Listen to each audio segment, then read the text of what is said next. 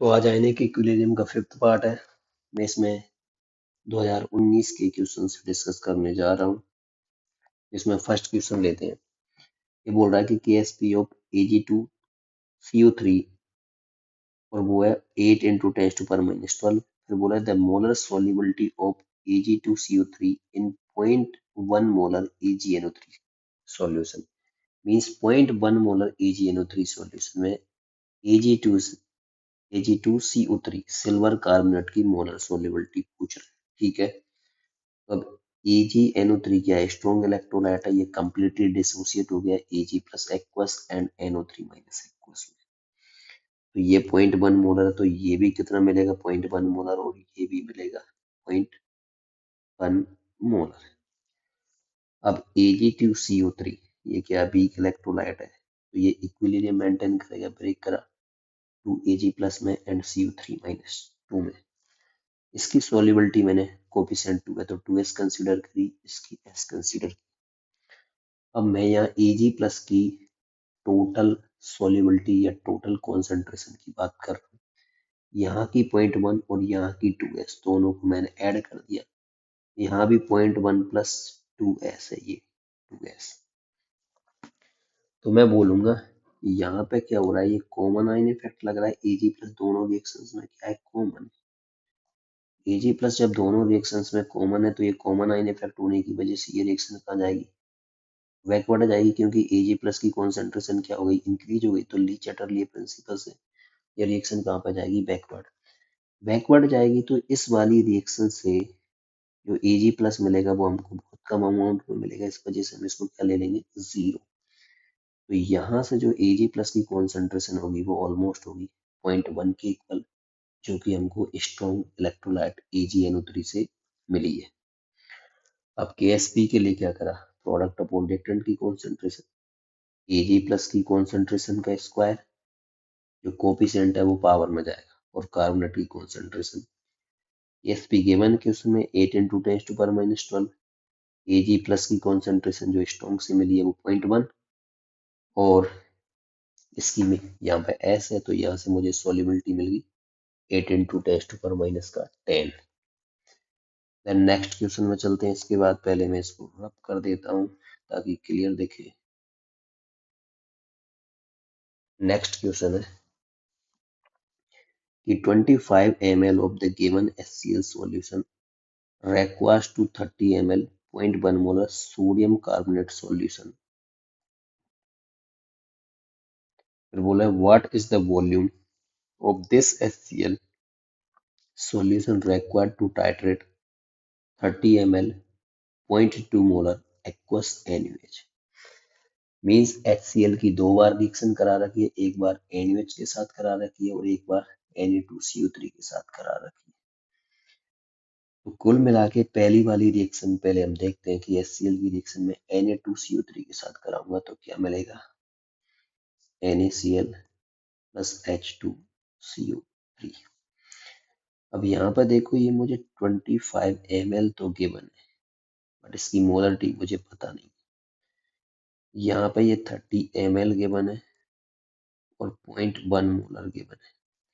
तो इस रिएक्शन का यूज इतना सा है कि मैं HCl की मोलरिटी यहाँ से कैलकुलेट करूँ और अगली रिएक्शन में यूज करूँ।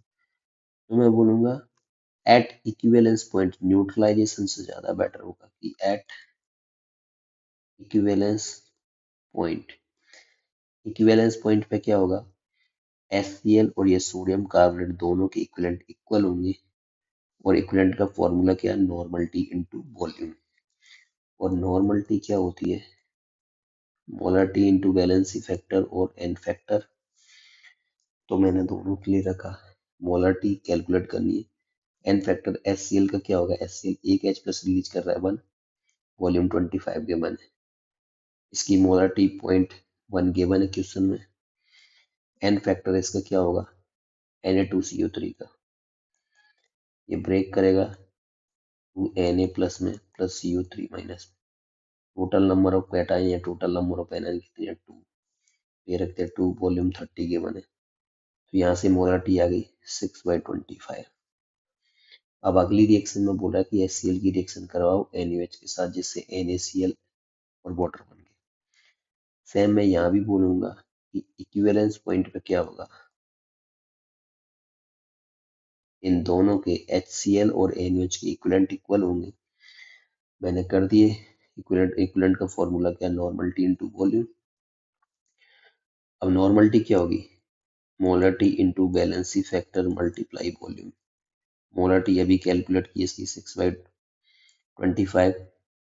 अब HCl के एन फैक्टर 1 वॉल्यूम मुझे कैलकुलेट करना है इसकी। यहाँ भी नॉर्मलिटी क्या है, मोलरिटी इनटू वैलेंसी फैक्टर, तो इसकी मोलरिटी 0.2 है, वैलेंसी फैक्टर NaOH, एक OH रिलीज करेगा इसलिए 1, वॉल्यूम 30 ml है। तो यहाँ से कैलकुलेट करने पर वॉल्यूम ऑफ HCl आ जाता है 25 ml।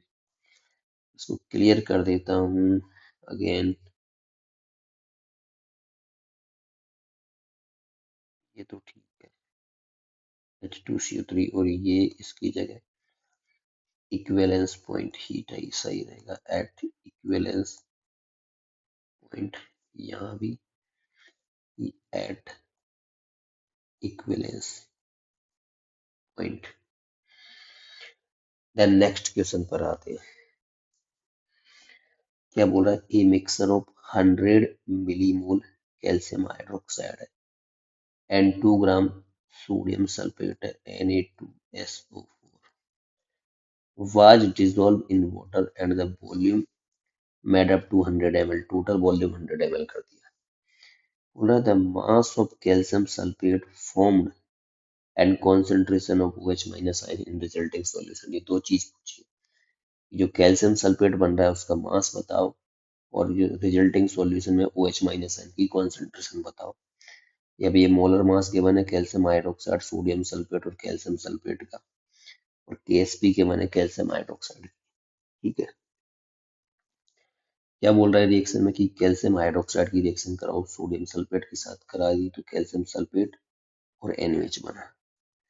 इसके तो ऑलरेडी गिवन है 100 मिलीमोल।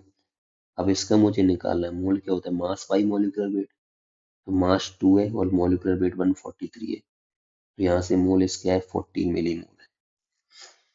अब ये 100 है, ये 14 है, तो ये क्या हो गया, लिमिटिंग एजेंट। जब ये देखो, जब इसका 1 मोल यूज होता है तो इसका भी 1 मोल यूज होगा, जब इसके 14 मोल यूज होंगे तो इसके भी कितने होंगे, 14। तो 100 माइनस 14, ये बच गया 86। यहाँ से को इसके 1 मोल से इसका 1 मोल बन रहा है, इसके 1 मोल से इसका 2 मोल बन रहा है, तो जब ये 14 यूज होगा तो इसके कितने बनेंगे, 14, ये 14, और जब ये 14 यूज होगा तो इसके कितने बनेंगे, 28, तो ये 28। तो मुझे यहाँ से मोल्स ऑफ कैल्शियम सल्फेट मिल गए 40 मिली मोल, और मोल क्या होता है, mass by molecular weight, mass by molecular weight. मुझे मास कैलकुलेट करने के लिए मॉलिक्यूलर वेट से मल्टीप्लाई कर दिया, ये मिली है, मिली तो 1.9 ग्राम। अब मुझे मास ऑफ कैल्शियम सल्फेट तो मिल गया, कौन सा रिजल्टिंग सॉल्यूशन में OH माइनस आयन की कॉन्सेंट्रेशन कैलकुलेट करनी है। वो जो दो जगह से मिल सकते हैं, एक तो मुझे यहाँ से मिल सकती है और एक मुझे यहाँ से मिल सकती है, मैं निकालता हूँ दोनों जगह से।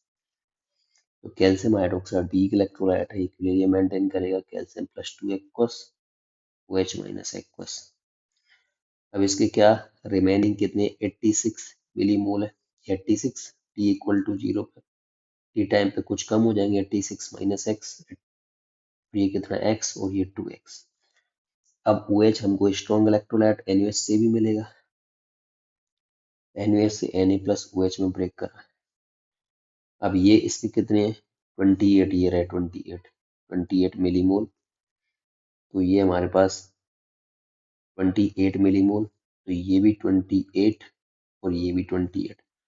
अब मैं OH की टोटल कॉन्सेंट्रेशन की बात करूं तो टोटल 28 यहाँ के और 2 यहाँ के, तो 28 प्लस 2x, ये 28 प्लस 2x।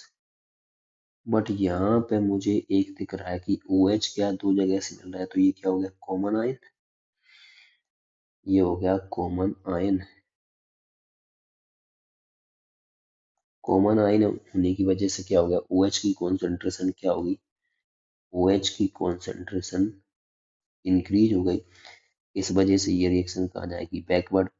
तो इधर से जो OH मिलेगा वो हमको बहुत कम अमाउंट में मिलेगा, और इतना कम होगा कि हम इसको नेगलेक्ट कर देंगे, नेगलेक्ट कर देंगे। तो OH माइनस के जो मोल मिलेंगे हमको 28 मिली मोल ही मिलेंगे। तो कॉन्सेंट्रेशन क्या हो जाएगी, मोल बाई वॉल्यूम, ये 28 मिली मोल और वॉल्यूम कितना है 100 ml, 100 ml क्वेश्चन में बोला है, इसका 100 ml कर दिया फाइनल, तो 100 ml है मिलीलीटर, ये से ये कैंसिल, 0.28 ग्राम पर मोल आ जाएगा। इसको मैं रब कर देता हूँ।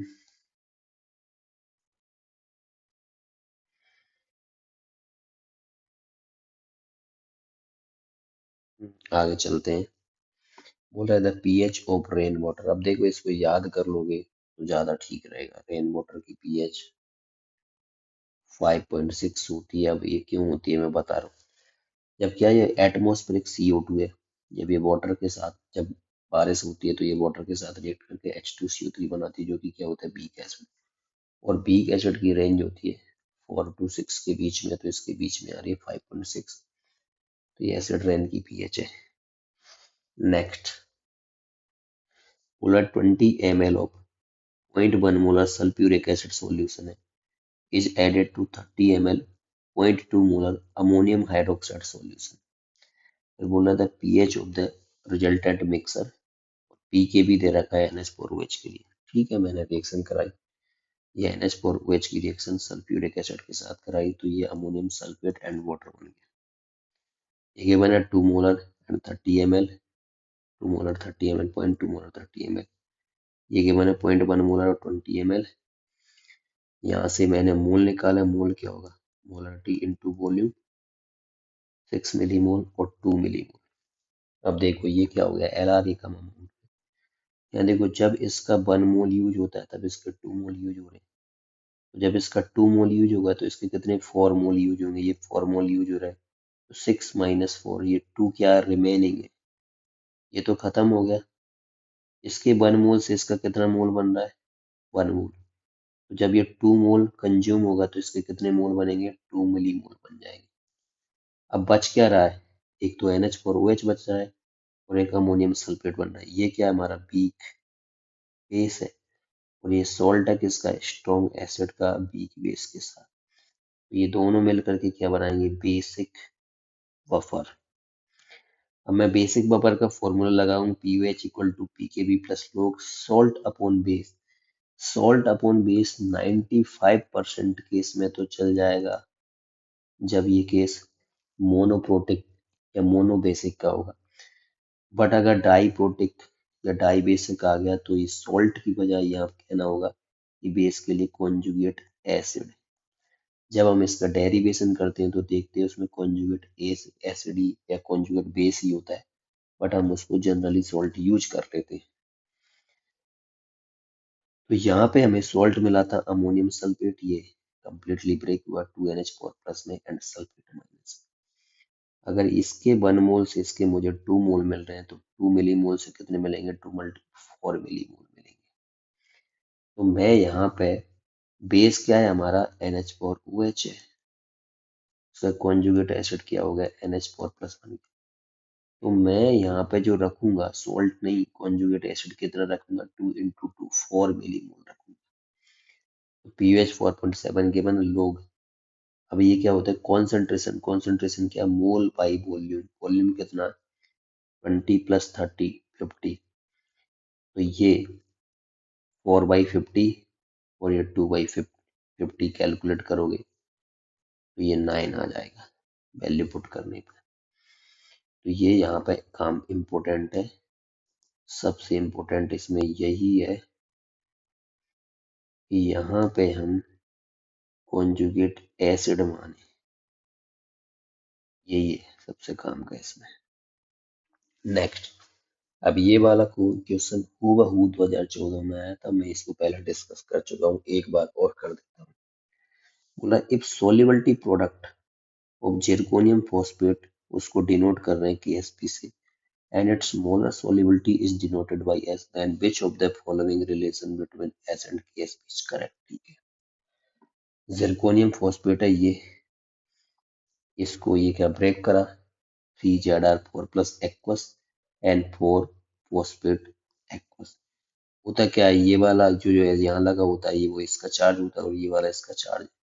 जब ये ब्रेक करता है तो ये वाला आगे आ जाता है और ये चार्ज बन जाता है। तो ये हम पहले देख चुके हैं। एएसपी क्या होगा, प्रोडक्ट अपॉन रिएक्टेंट की कॉन्सेंट्रेशन, ये जिरकोनियम की कॉन्सेंट्रेशन और फॉस्फेट की कॉन्सेंट्रेशन।